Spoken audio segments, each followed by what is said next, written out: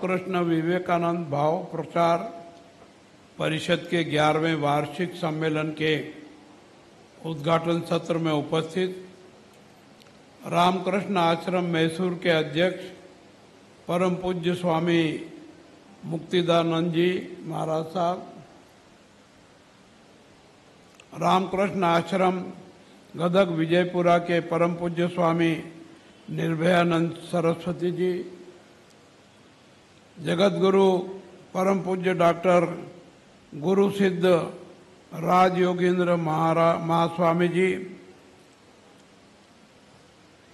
रामकृष्ण आश्रम कड़पा के परम पूज्य स्वामी अनुपमानंद जी महाराज साहब, रामकृष्ण आश्रम हलसुरू के अध्यक्ष स्वामी बोध स्वरूपानंद महाराज जी, रामकृष्ण आश्रम दावणगेरे के अध्यक्ष स्वामी त्यागी ईश्वरानंद महाराज जी, रामकृष्ण विवेकानंद आश्रम रानेबेन्नूरू के अध्यक्ष स्वामी प्रकाशानंद महाराज जी, रामकृष्ण विवेकानंद आश्रम के अध्यक्ष स्वामी विजयानंद सरस्वती जी,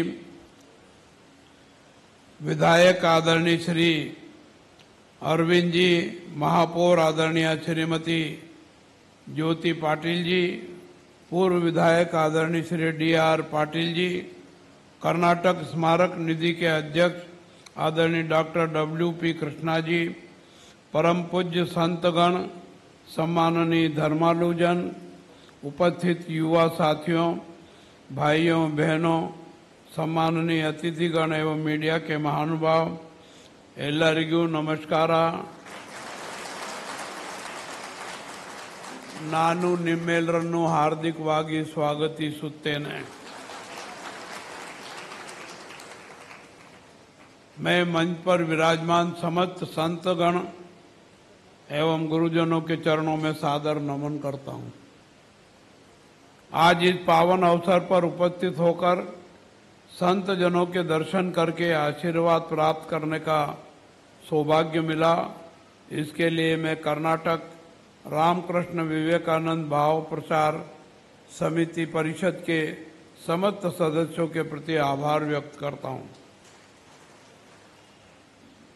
भारत की संस्कृति का आधार सदैव आध्यात्मिकता और मानवीय मूल्यों पर रहा है, जिसे संतों, ऋषियों और मुनियों ने अपनी तपस्या, ज्ञान और योग साधना से पुष्ट किया है तथा जीवन के हर क्षेत्र को धर्म, करुणा और सदाचार से जोड़ा है।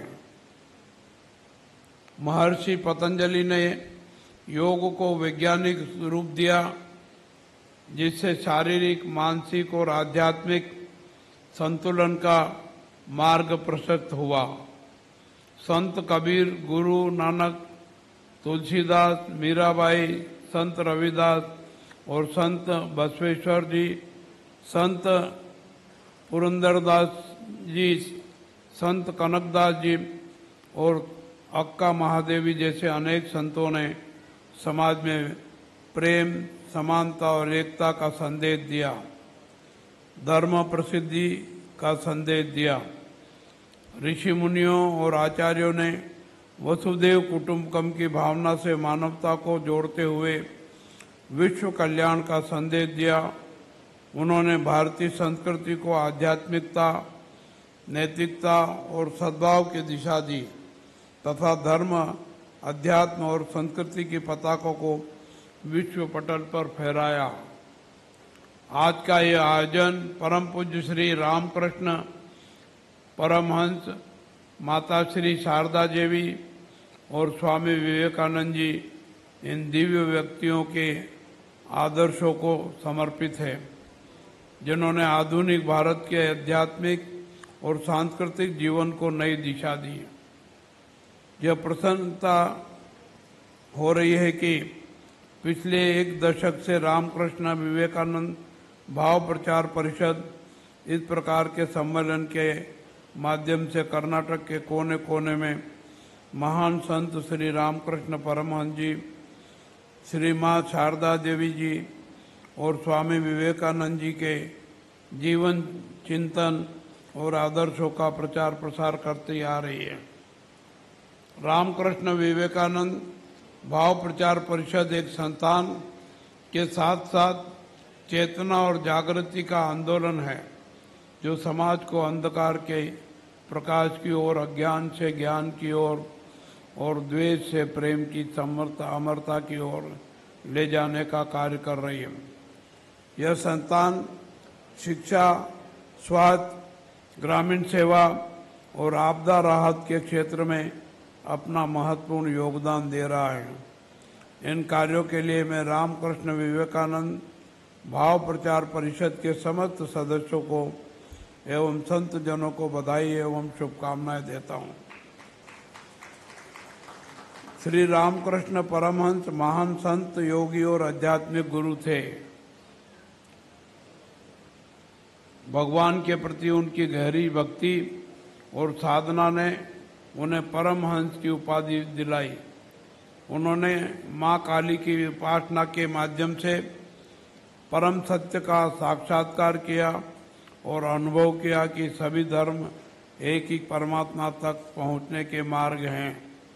हर धर्म का सार एक ही है, प्रेम, करुणा और सत्य। श्री रामकृष्ण परमहंस जी ने नाना मतों के माध्यम से परमात्मा के साक्षात्कार का अनुभव किया और जतो मत ततो पथ, जितने मत उतने पथ का अद्भुत संदेश दिया।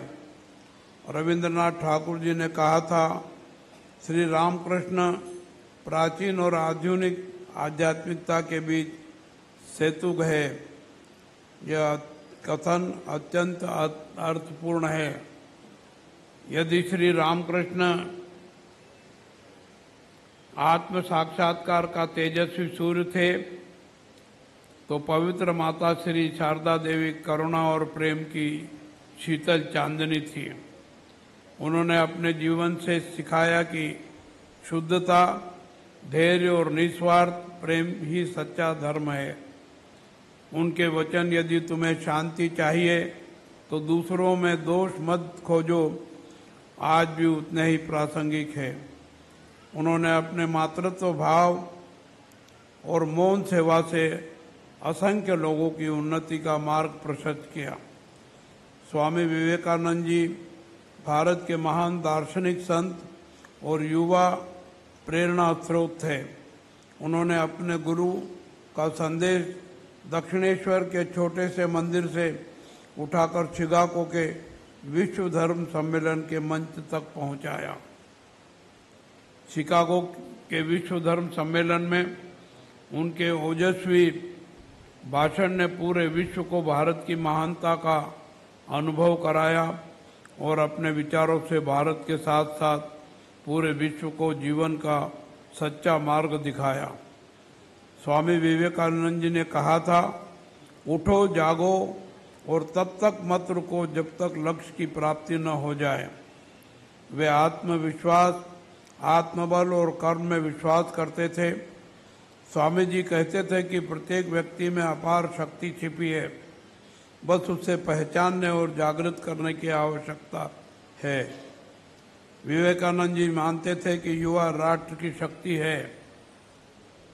अगर युवाओं में आत्मविश्वास, परिश्रम और देशभक्ति हो तो कोई भी लक्ष्य उनके लिए असंभव नहीं है।